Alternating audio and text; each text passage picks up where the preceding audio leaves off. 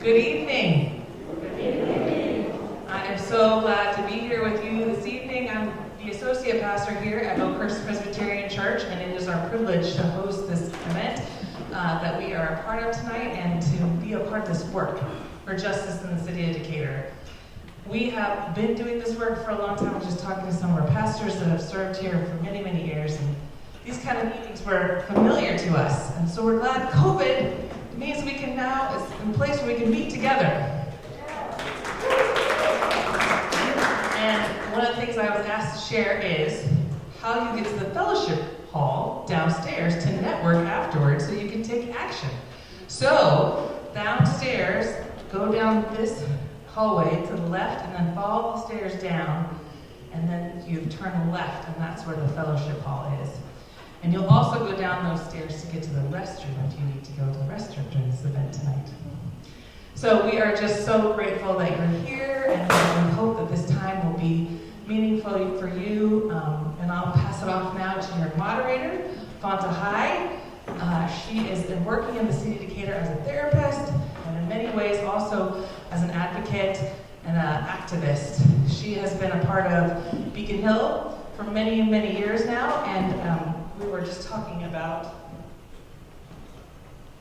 the work that was done, and I was just reading that it was just a couple years ago, it feels like it was 5 minutes ago, when Fanta and the work that she did was to take down the Confederate monument in Decatur. And this is what I'm looking for, which has previously stood in the city since 1908, so things do change. It may take a while, and so I hope that tonight we can have an effort of working for change. She also works as a co-chair of Decolonized Decatur Committee and continues today with a broader approach to provide community education on the symbols of white supremacy, the existence of modernized ways of colonization, and the impact of people of African descent while creating art initiatives that remind us of our collective humanity. So, I know it's going to be a wonderful evening. Thank you for being here.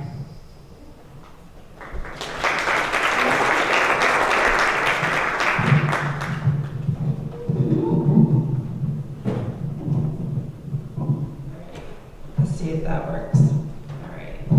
And I have to give credit to my organization. It was Beacon Hill Black Alliance for Human Rights that led the charge, along with other community organizations, to take down the Lost Cause Confederate Monument. And I really want to call out the organization name because it speaks to the collective power we have when we come together in community organizations to fight for change and to fight against injustice. So thank you for being here tonight for This Land Tells a Story. And if you've been tracking and following other things that Beacon Hill Black Alliance for Human Rights has done, then you know we've done other things under that same name. And Paul McLennan, I don't know if y'all know him, he's loved in the city of Decatur, he's loved by me, he's a comrade for many of us in the work. We often have conversations where we're saying it comes back to the land. Whatever we're talking about, whatever systemic issues, it comes back to the land, and it always does. So tonight we're going to be discussing the root causes of homelessness, race, gentrification, and the unhoused in Metro Atlanta. Are any of y'all aware of what was celebrated by some just in December 2022? What was significant in this local area? Yes, the founding of Dekalb County. So it was a celebration for some, a time of remembrance and mourning for others of us. And so I want to share a little bit of history. On December 10th, what's coming up in this year in the city of Decatur will be the 200th anniversary of its incorporation. And I want to acknowledge the land, and the formal land acknowledgement for Beacon Hill Black Alliance for Human Rights is on our website. I encourage you to go there. The Beacon Hill Black Alliance for Human Rights understands that the land we currently live on belongs to the Muskogee Nation. But I'm directing you to our website where you can see how we've truly done honor to a full land acknowledgement. In 1821, a land lottery was held that gave away the stolen land to white settlers. A year later, Dekalb County was formed in the city of Decatur a year later. The violence and trauma that occurred on this land did not stop here. So another reason we need to have this discussion tonight, because our charitable acts are great, but it's not enough. we have to go beyond our charitable acts to get to the systemic root issues, to understand what we need to do differently, which is why we're going to invite you to go downstairs to the fellowship hall to have discussions about how you can take action and sign up with organizations. You heard me speak to the power of organizations, so we're going to strongly encourage you to sign up. And please, if you haven't already, there's a clipboard that's floating around. Please go ahead and sign up so you can stay connected to the work. There's a general clipboard and another more specific one, but please, you can keep that being passed around so people can sign up. So the violence and trauma that occurred on this land did not stop here. The land was valuable and was cleared for a reason. Next came the horrors of bringing stolen people here from Africa to work for this plantation economy that generated the wealth which created this country. And that sits at the intersection of the work that I do in Beacon Hill Black Alliance for Human Rights, the intersecting story of people of African descent and the indigenous people of this land. So Beacon Hill puts this indigenous African connection at the center of our organizational work. Again, we believe this land tells a story, which we will hear more about from our panelists tonight. And we know, again, the horrors don't just stop where I spoke to them. There's current horrors that are occurring because of extreme temperatures that our unhoused neighbors are experiencing without adequate and accessible housing. So I really want to take a moment of silence for us to recognize those that we've lost.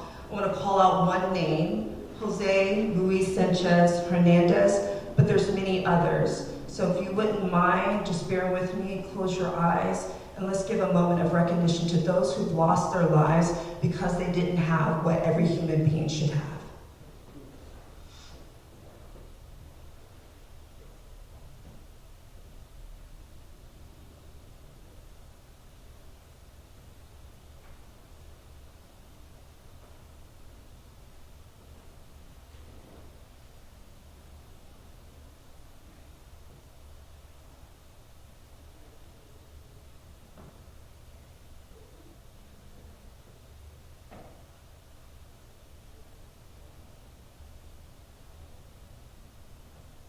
All right, thank you for that.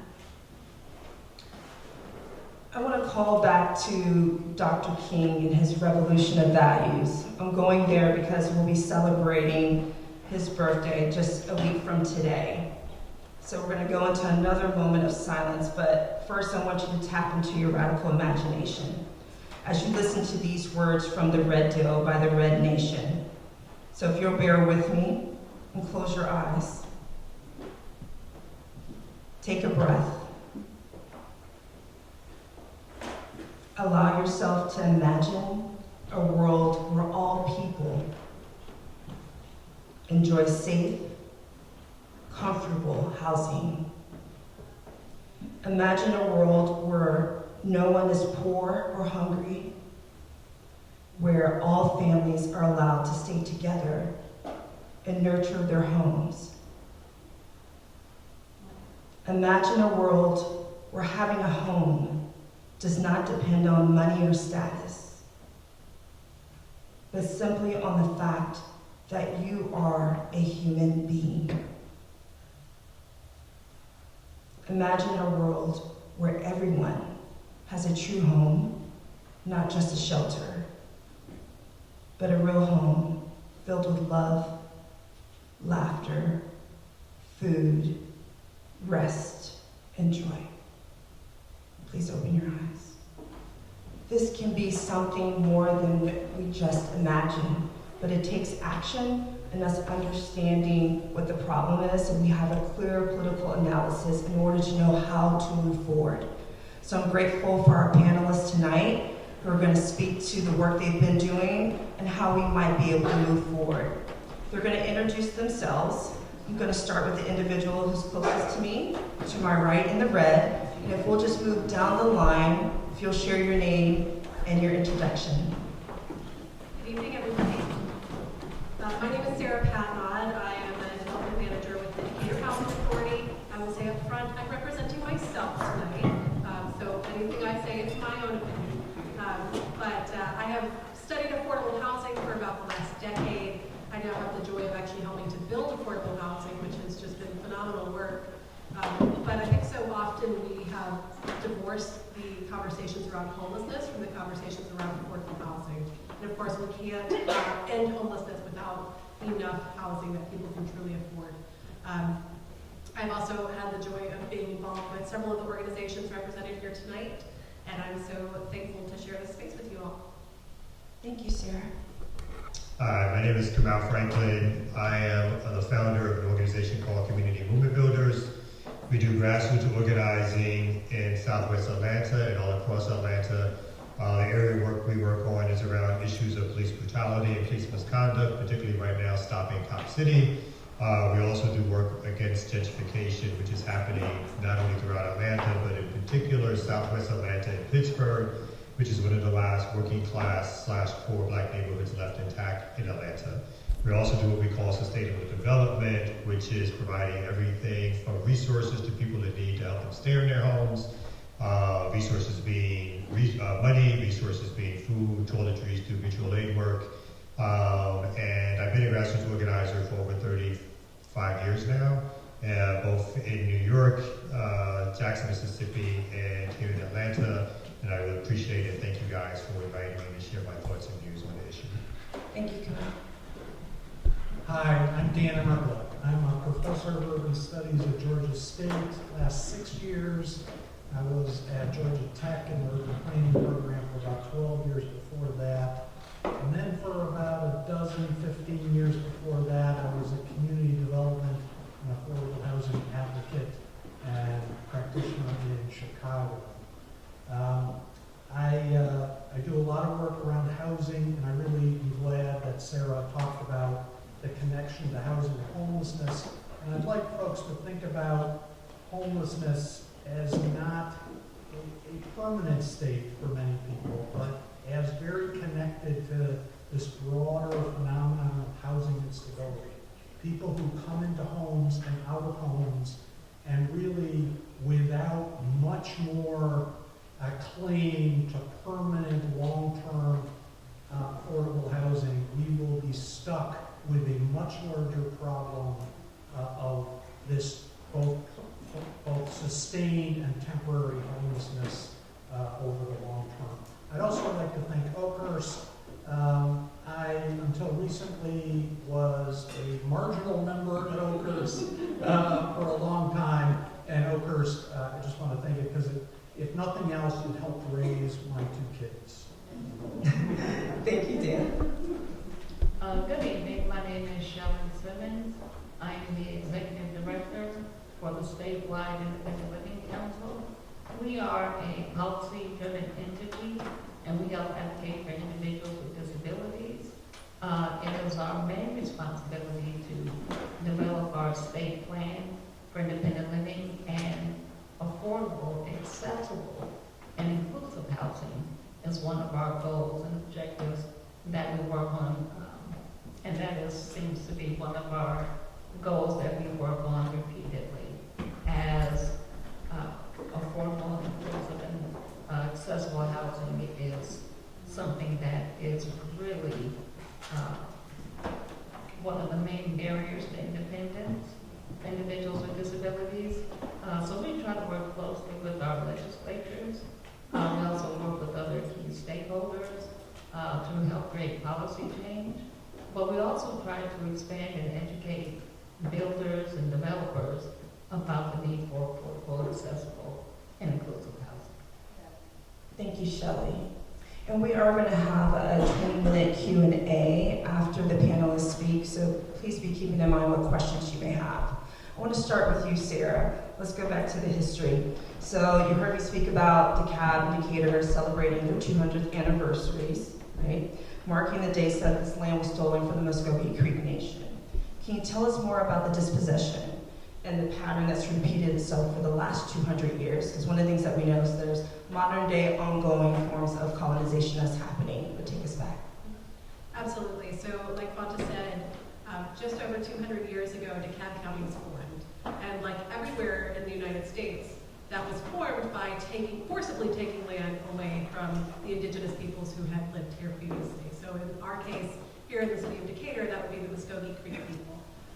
So they were forcefully dispossessed of their land, Then enslaved Africans were brought over to this land to make that land productive for a moneyed few who were the white people who got to own the land once it was stolen from the native folks. So that is, of course, the story that we can most clearly point to in terms of colonization. It's the founding of America is based on this stolen land that is then made useful through stolen people.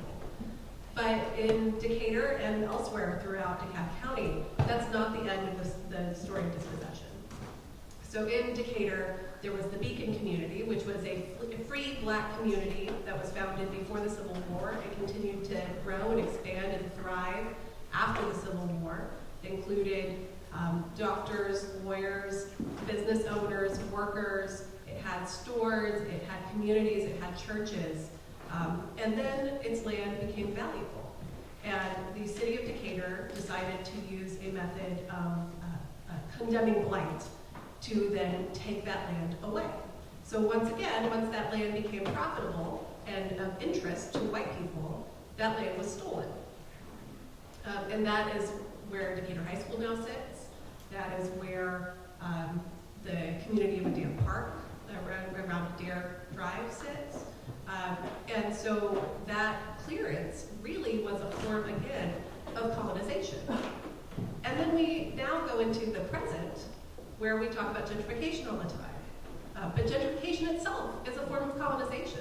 It's taking a community that was purposely disinvested in. So these communities that are lower income or are under-resourced, none of that is by accident. All of that is by design. All of that is through systems. So once that land is then cheap enough, then it becomes interesting to investors.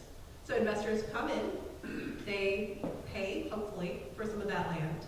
And then it's made profitable again for generally white folks to come in and have their homes there and to create new communities and to call the cops and complain about your neighbors who were there before you.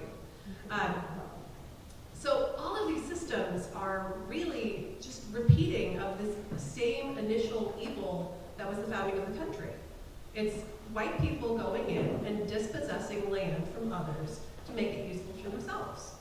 And of course in Atlanta this gets complicated by other factors, but it is undeniable, and the statistics have proven over and over again that black people and people of color are purposely and systematically kept away, and have been for over 200 years, kept away from wealth-building opportunities, primarily homeownership. And so again, none of this is something that just happened. It didn't just happen that white families have hundreds of times more wealth than black families. This was through a system, and it's through a system that really goes right back to this founding of Decatur and DeKalb 200 years ago. Thank you for that, Sarah. I want to go to Kamal as I hear Sarah talk about systems and the intentionality of the system and doing what it's done. And it speaks to what I referenced about how charity is great, but we have to go beyond that. And I know in your organizing work with community movement builders, you provide direct service to the Pittsburgh community. You were sharing that with me earlier.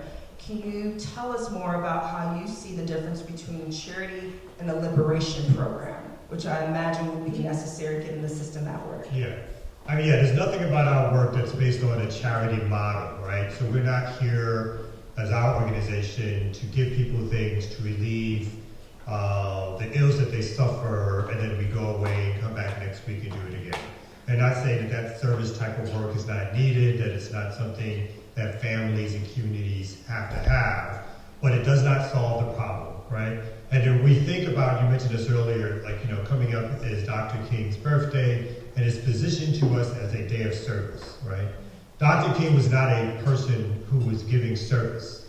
Dr. King was an organizer. Dr. King organized people to fight against their oppression, right? To get them in the streets, to get them politically educated, to get them to fight back against the powers that be. So in our case, we use the idea of our liberation programs to meet people's direct needs as an opportunity to have political education, conversation, and to try to get them involved in the very organizing that will change their conditions, right? So the old saying of when I fed the poor, they called me a saint. But when I asked why folks were poor, they called me a communist, right? We truly believe that, and we don't mind being called communists, we truly believe that the only way in which our programs make any sense whatsoever in terms of what we do in the community, and again, just to add a little bit more description to it, we give up to $700 a month for anybody who needs help with rent, mortgage, utility. We team that up with other folks. This is in Southwest Atlanta. Last year we gave a supply of about $30,000 worth of aid in that way. We feed, give food and toiletries through mutual aid work to about 75 families every 2 weeks in Southwest Atlanta. We started a cooperative and we started to employ some folks from Southwest Atlanta, particularly Pittsburgh. So those things are important, but they will never solve the problem unless people politically organize. And so again, our work is only geared towards what is it that we can do to get people in a room to have deeper conversations about why it is that our communities don't have, who's responsible, who's done it, who's taken it away, how do we get it back, what are the strategies and ideas for fighting back, what organizations or coalitions do we have to build and create in order to make these things feasible, right? How do we do all of that together? How do we do it in a way in which those, as we say, who are most impacted are the ones who are trying to help lead that struggle?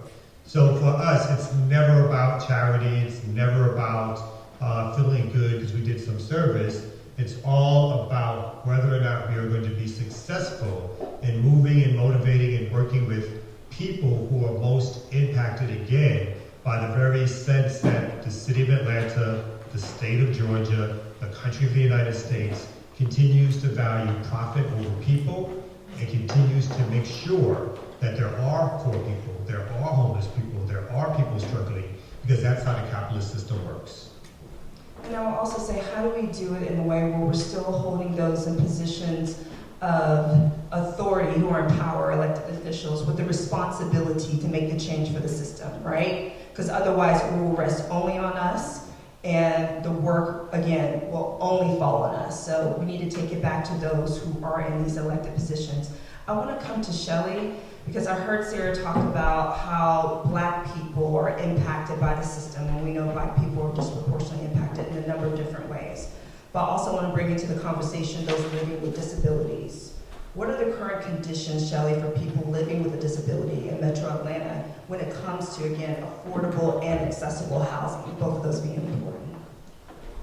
Very much so. And individuals with disabilities, and for a very large portion of them, rely on fixed incomes.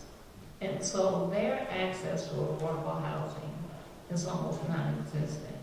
And what we've been trying to do is redefine affordable.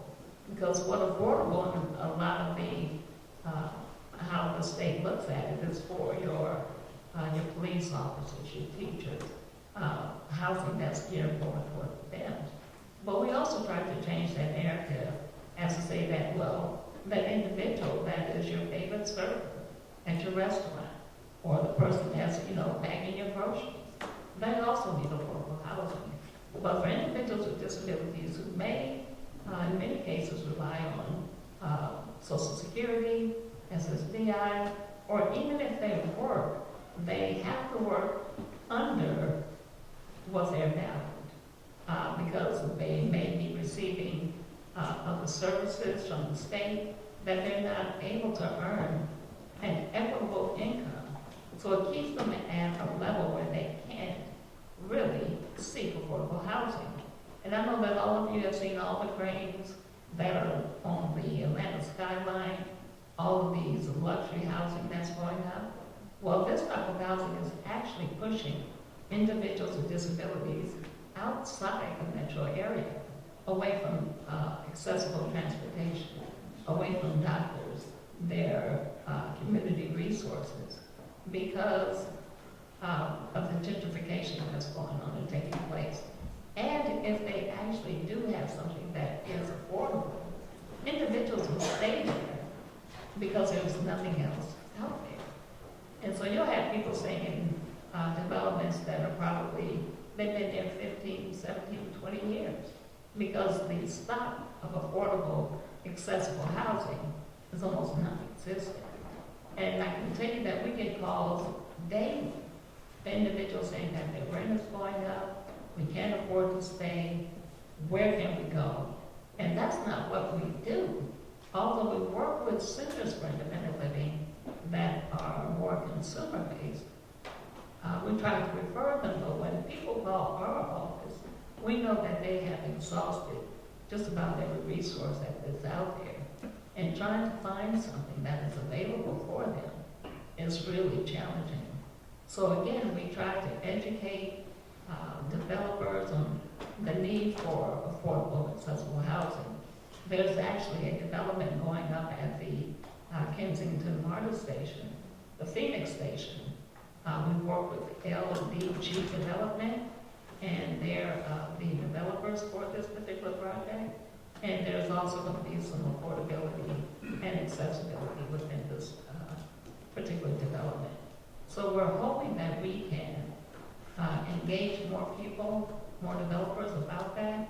But when you have people who are, again, looking for a profit and not about the people, it just makes it that much more challenging.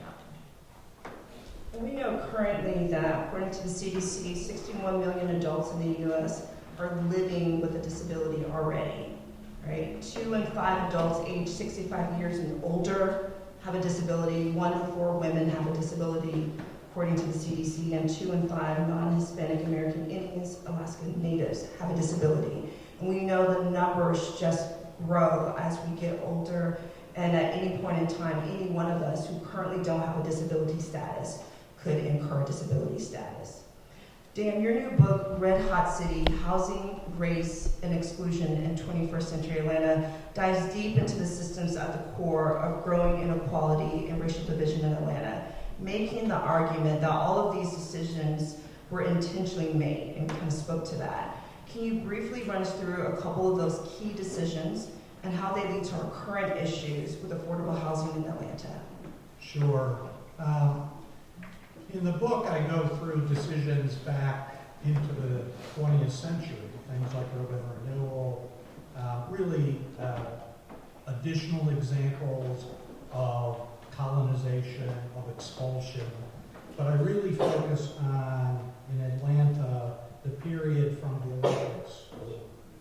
And I point to a few examples, and one being what some folks have called the Olympification of the city itself, and the move away from place-based public housing in the city, the demolition, the expulsion, the dispossession of folks in those sites, and really another form of colonization. The motivations, if you think about where the first developments, redevelopments, and demolitions were, Midtown with Techwood, Eastlake, these are valuable pieces of property.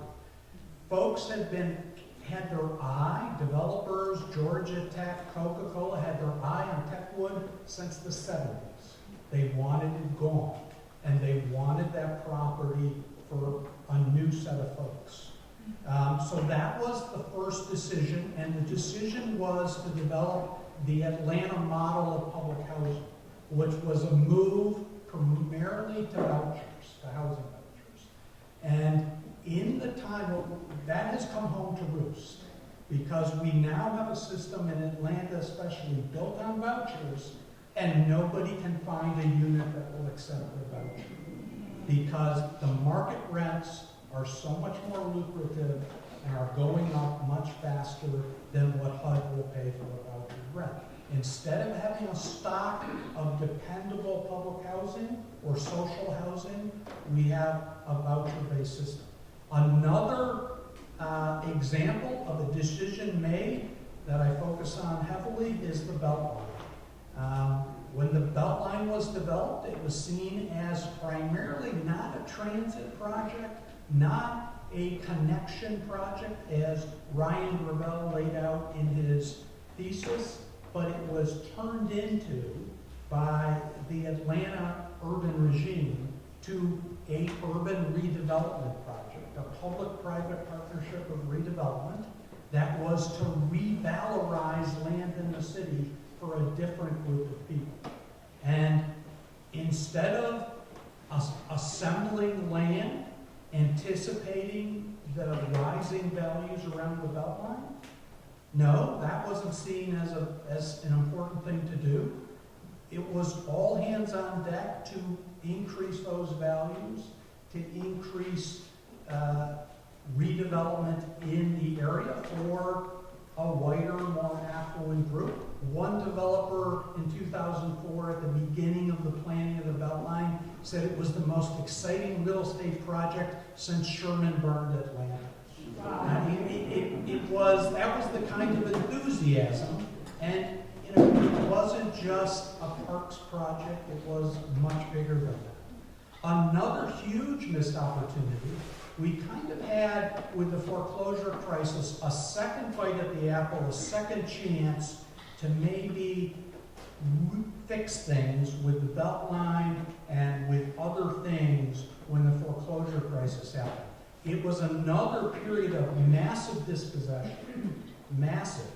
But instead of trying to acquire properties for permanent affordable housing, or really a massive project to allow that housing to enable home ownership for black folks who were dispossessed, there was a little bit of that went on, but not nearly enough.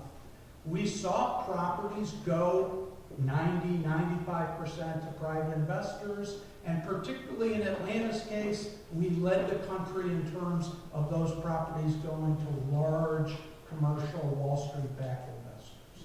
And so there was a major transfer of wealth over about a 5-year period from black families, Latinx families, some white families, to investors. By and large, white investors or corporate investors, which of course the stock of those corporate investors is by and large held by whites.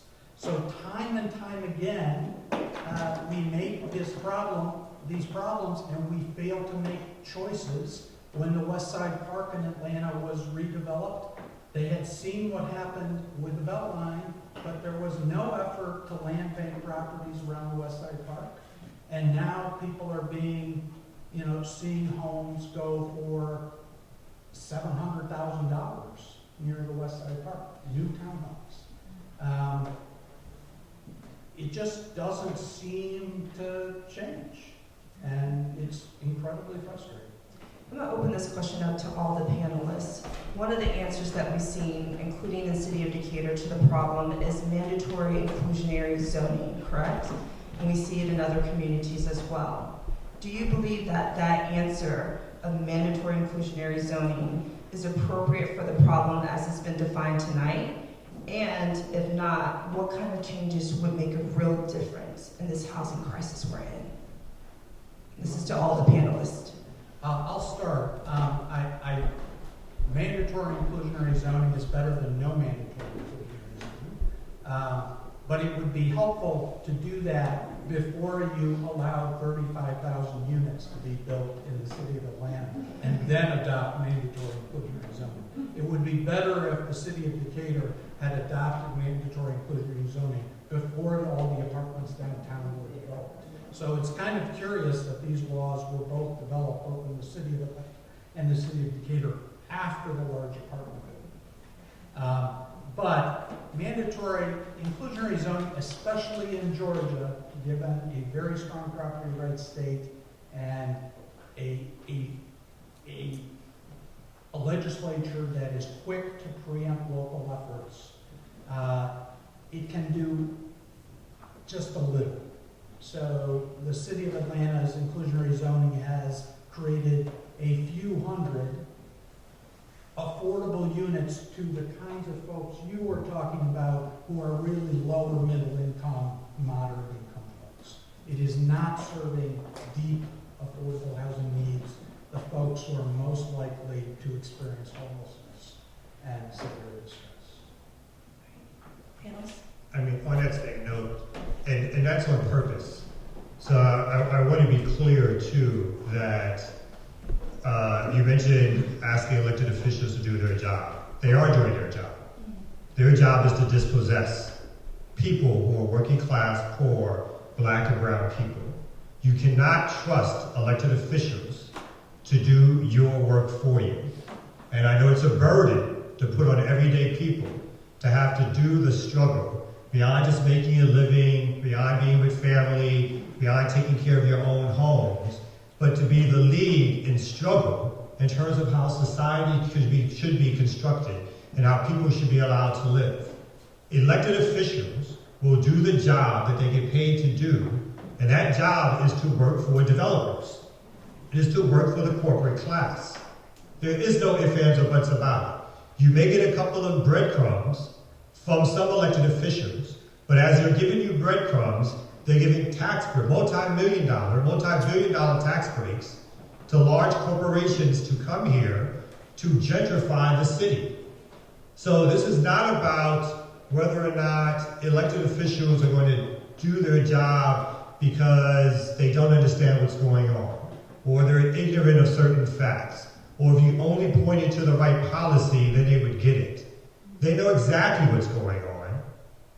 The developers who've made the changes, who control the economic output of what's happening in the city and across this country, they know exactly what's going on, right? The corporate class, which is moving to Atlanta and putting their headquarters here, they know exactly what's going on.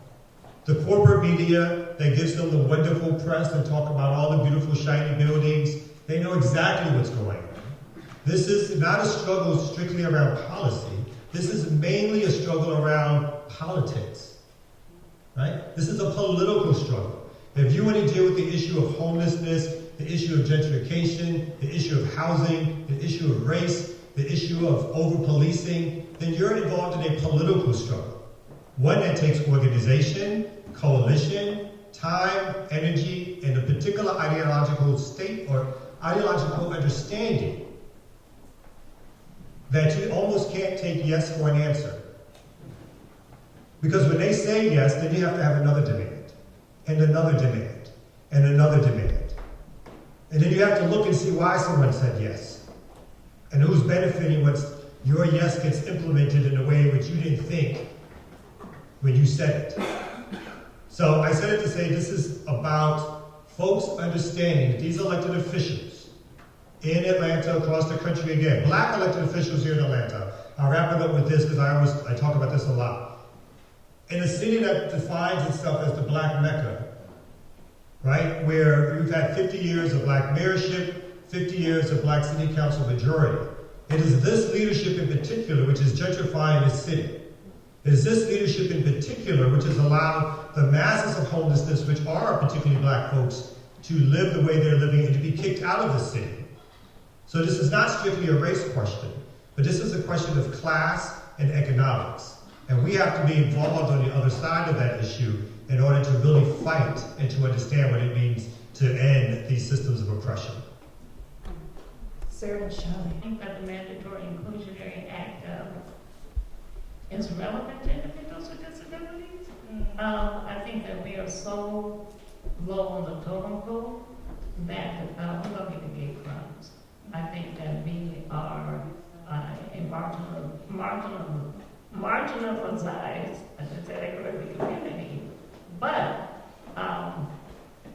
and because of that, we advocate, but unless there's an individual within the legislature that actually has an individual with a disability within their family, but sometimes we're just standing on the outside, constantly knocking, trying to get in, trying to get our point across, and how we have to change our narrative and play that we speak, just to get anybody to listen.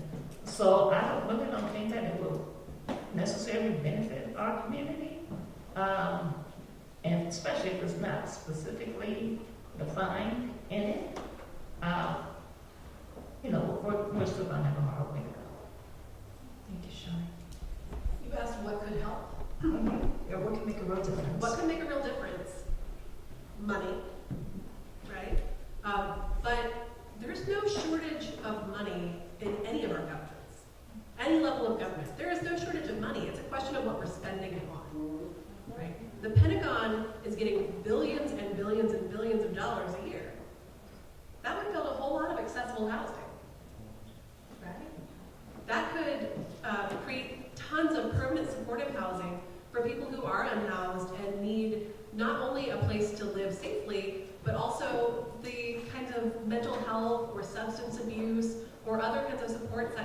them stay housed. But all of that comes back to money. And so we have these, these options that can make a real difference. Mandatory inclusionary zoning makes a little bit of a difference. Source of income protection, so that everybody who has a housing voucher could use it at any market rate apartment that they otherwise qualify for. That makes a little bit of a difference. But again, like in a city like Decatur, where a voucher doesn't pay enough. It simply doesn't pay enough. Okay, so now we need to think about how do we have housing being built so that there are enough options, so that the housing prices are low enough, so that people who have vouchers can get them. We have to be investing at all of these levels. We need investment up front. We need investment in the people. We need investment ongoing so that these apartment communities can afford to continue operating if they are charging lower rents. All of it is coming back to money. And all of that money is there. It's really about who are we electing, who is making the budgets, who's determining how that money gets spent, and are they putting it in the places that we need? So I think, honestly, the answer of what can make a real difference, all of us deciding that what we care about is making sure that people have a safe place to live. If we decide that, then we can start going from there and say, all right, how do we get to this place?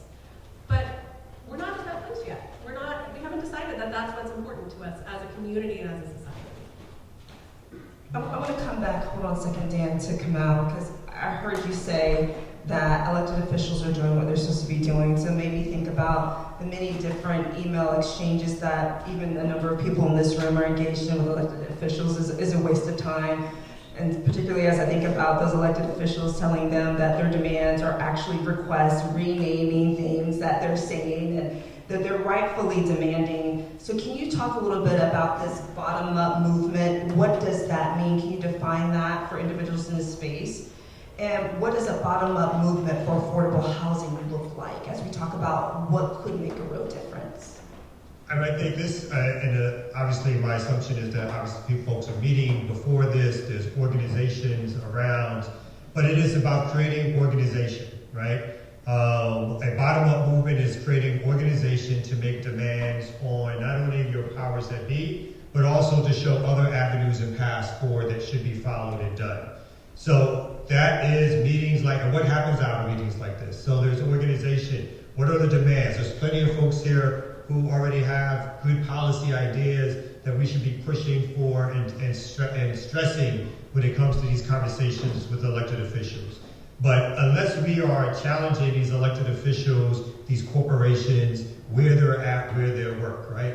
Whether that means mass demonstrations, that means civil disobedience, that means direct action, that means making sure that their lives are complicated, right? That they just can't go and stand up here and have a community meeting with you, and then go back and have their party with the developers who are paying for their campaign. And they're like, don't worry about it. I've talked to the community. We've settled them down. I've told them they're going to get this and that and this. And let's go build this multi-million-dollar luxury condo and call it affordable housing. We got this, right? Because that's generally what happens.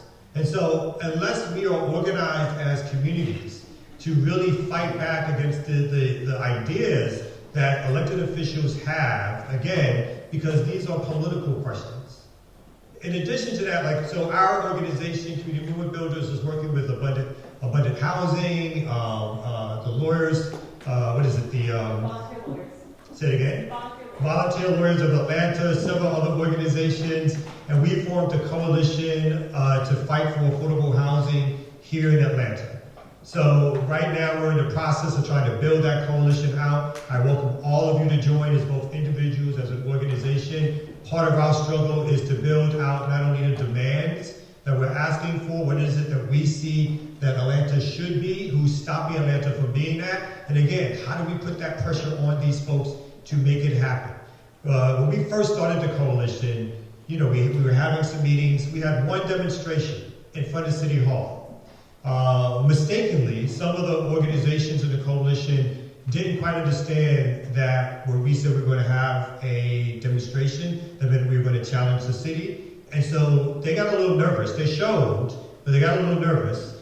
And the city actually called them because the city thought that they were their friends. When I say the city, the mayor called some organizations. and ask these organizations, how dare you protest me? Right? How dare you protest me? And what did they do? They set up a meeting with us. They sat down and chopped it up with us and talked to us. We want to hear your ideas. We're so glad that you're here. How can we get you involved? This is what we're doing. Isn't it great? 2 meetings. Okay, thank you so much. Never heard from them again. Right? Because the city's used to this. And when we're small or when we are not coalescing around different issues and ideas together, when we're acting in our own silos, they benefit. But when we coalesce, and imagine our demonstration probably had no more than 100 people. What if we had 500 people, or 1,000 people, or 5,000 people? What do you think then would be the reaction, right? So this is all about organize, organize, organize. It's a very simple, it's not easy to do, but it's a very simple solution. The policy ideas are there. As said, the money is there, right? Say, like, from writ large in terms of the Pentagon to the city of Atlanta, over 30% of the budget here goes to policing. Have you ever heard an elected official say, where's that money going to come from? But the moment there's a housing plan, a plan on homelessness, a plan on service needs, a plan on getting public assistance to somebody, the first question is, where's that money going to come from? Not when Buckhead wants a new police station, though. Not when they want to build Cop City. Right. There's never a question about where's the money then. There's only a question when working class and poor people start either making demands or ask, and then those who have resources or who work for the folks with resources start pushing back and saying, well, that's not a good place for that money. Well, where's that money going to come from? So we have to understand that we have to organize, we have to be clear politically. Doesn't mean we have to all agree on everything, but we have to be clear politically that this is not a question, again, of not having resources, of not having will, of not understanding. This is a question of power. And when poor folks, working class folks, even people who commit, let's call it class suicide, work to organize, then we can win. Otherwise, we're going to be scattered, and they'll give one group one thing, they'll tell one group another, and we'll be disarrayed, and we'll be disunified. We have to organize, organize, organize. And otherwise, you'll be stuck in an ongoing email back and forth with local officials, right? Waiting for your meeting, get your meeting, they're satisfied temporarily, you're back in the email back and forth, right? You gotta organize, bottom up. Dan, really briefly, they're gonna go into Q&A. Sure. The state has $12 billion right now. $6 billion surplus, $6 billion in reserves. It's going to give that money to homeowners. I'm sorry if you own a home, but you're probably the last person who should get that money. I'm a homeowner. I shouldn't get that money. There are some homeowners who should, but the vast majority should not. And, going to Kamal's point, even the Democratic legislatures in this state are very tied to the real estate industry. They rarely bring up affordable housing issues. They rarely bring up tenant protections, which is another big one that Georgia is pretty much the worst state in the country on and directly relates to homelessness. So if you assume that your state legislature, because they're a Democrat, is okay, I can't do anything about them, think again. They probably have a tie to a real estate law firm, or a bank, or somebody who doesn't want to see change. So bring them in to your group and make sure you are tracking things. The HAC has a front page editorial for the first time saying we should do something about tenant protections because of these dangerous dwellings that we recommend. I've only seen one politician comment on that in social media. The state legislatures, if they cared, would be all over that. So it's up to organizations, to you all, to make state legislatures care about that. Because they're not going to care about it unless they think they're going to lose votes. I've been doing this stuff in Atlanta for 18 years. I'm in the press a good bit about housing. I've had one Democratic state legislature ever contact me. One. In states. I've had more state legislators from other states contact me than I have in Georgia. It's a systemic problem, and it's about power. I'm hearing make politicians uncomfortable so they can do their job. Q&A, who has questions?